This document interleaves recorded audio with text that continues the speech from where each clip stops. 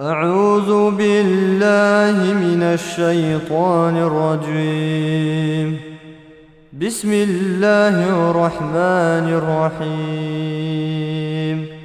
Donc après les louanges et les grâces sur le messager sallallahu alayhi wa sallam et les prières et aussi les supplications qu'Allah Ta'ala fasse que notre rencontre-ci soit une des bonnes actions qui nous fera rentrer au paradis et qui nous accordera aussi le regard d'Allah subhanahu wa ta'ala. Et là, c'est la meilleure des félicités, la plus grande des récompenses qu'Allah accorde aux gens du paradis. Et donc, c'est une des plus grandes grâces. À ceux qui ont fait le bien, dit Allah Ta'ala dans le Coran, ils auront le bien comme récompense et plus encore. Et le plus qui vient de surcroît de ce bien qu'Allah accorde, c'est bien entendu le fait de regarder et de contempler le visage d'Allah. Le sujet qu'on va aborder, celui qui réussit, celui qui le gagne, celui qui soit donc dans le succès par rapport à ce sujet-là, est certainement la personne qui va aussi réussir, gagner et être dans le succès dans l'au-delà. Et c'est le sujet pour lequel Allah Ta'ala a envoyé les messagers. Tous les messagers n'ont été envoyés que dans ce but.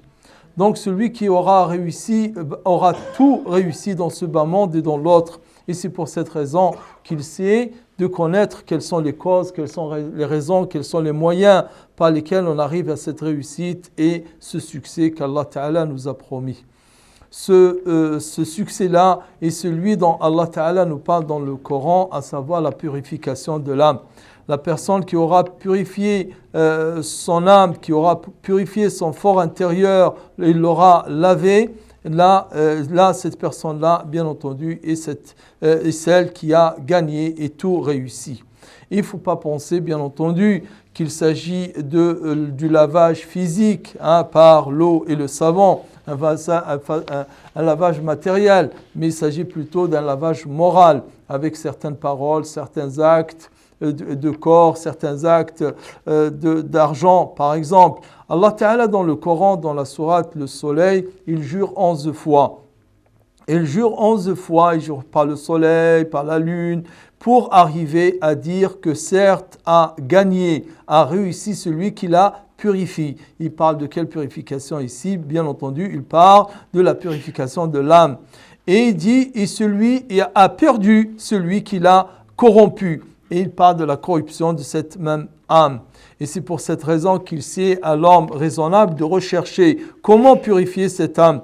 Et d'une façon générale, je dirais, dit Cheikh, que les gens ont un problème avec le Coran. Et quand on dit cela, certains pourraient peut-être rechigner. Comment puis-je avoir un problème avec le Coran? Effectivement, beaucoup de gens ont avec le Coran un problème avec le Coran, car ils n'essayent pas, ils ne recherchent pas à le méditer.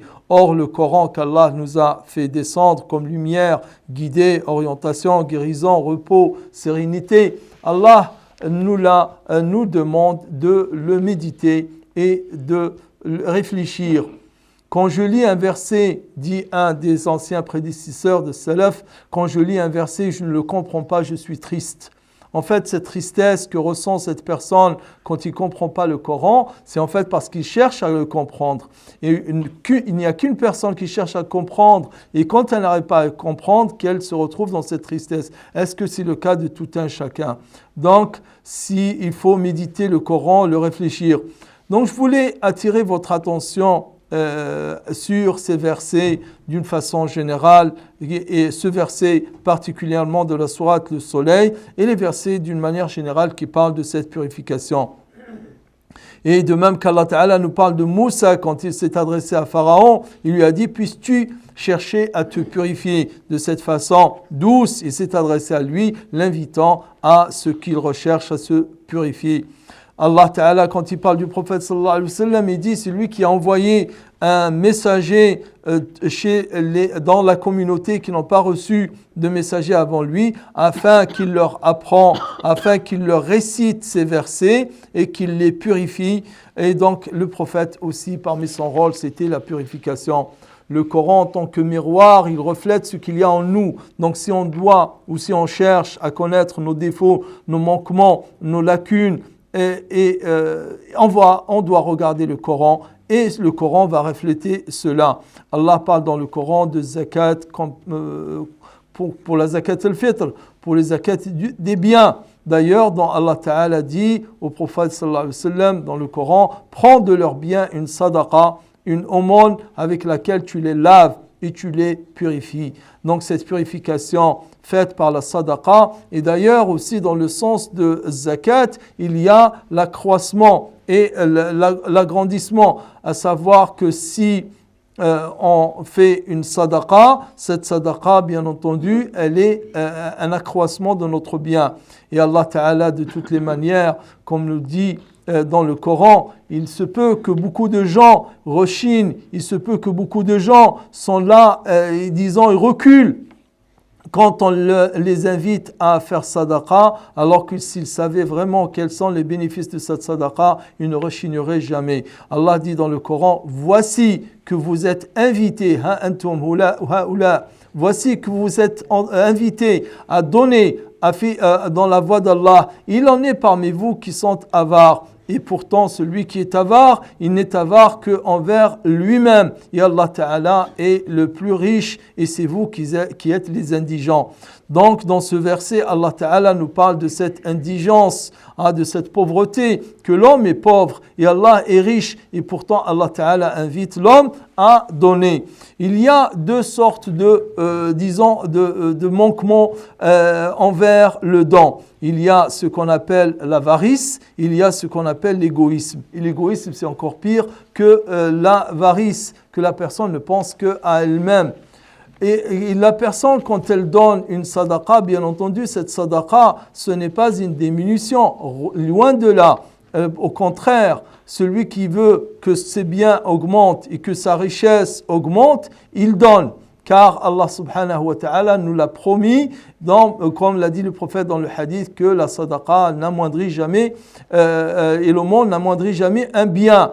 Et c'est pour cette raison que nous connaissons Abu Bakr as-Siddiq radiyallahu anhu, il donnait à chaque fois que le prophète les invitait à le donner, il donnait tous ses biens. Et pourquoi ? Parce qu'il était convaincu, il était fermement convaincu qu'Allah subhanahu wa ta'ala lui donnera plus et encore davantage que ce qu'il aura donné. De même a fait Uthman ibn Affan radiyallahu ta'ala anhu.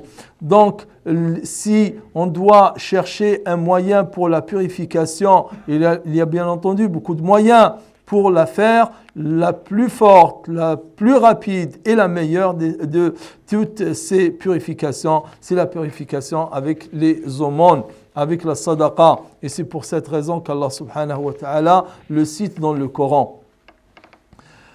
Et Allah ta'ala nous dit que celui qui vient vers Allah, croyant, alors qu'il aura fait des biens, à cela Allah leur donnera les plus élevés degrés dans le paradis de Aden, en dessous desquels des ruisseaux coulent.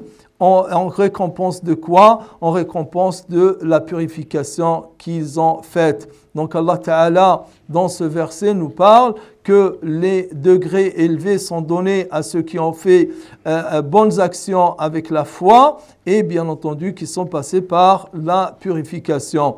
Donc une personne qui lit un verset comme cela doit savoir pour quelle raison Allah a accordé cette récompense à ces gens pour la purification. Donc il nous sied de le faire.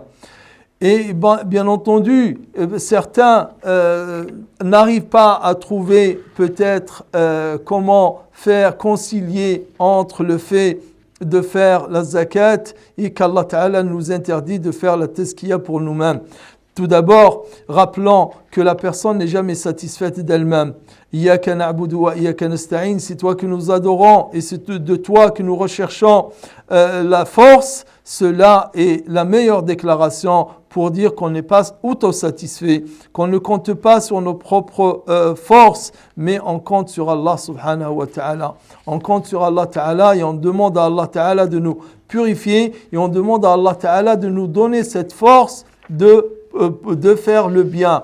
Et donc la personne doit complètement se détacher de penser ou croire à sa propre force ou à sa propre volonté et de se diriger vers Allah Ta'ala, totalement vers Allah Ta'ala, pour rechercher la guidée, pour rechercher la récompense et pour rechercher et demander le paradis.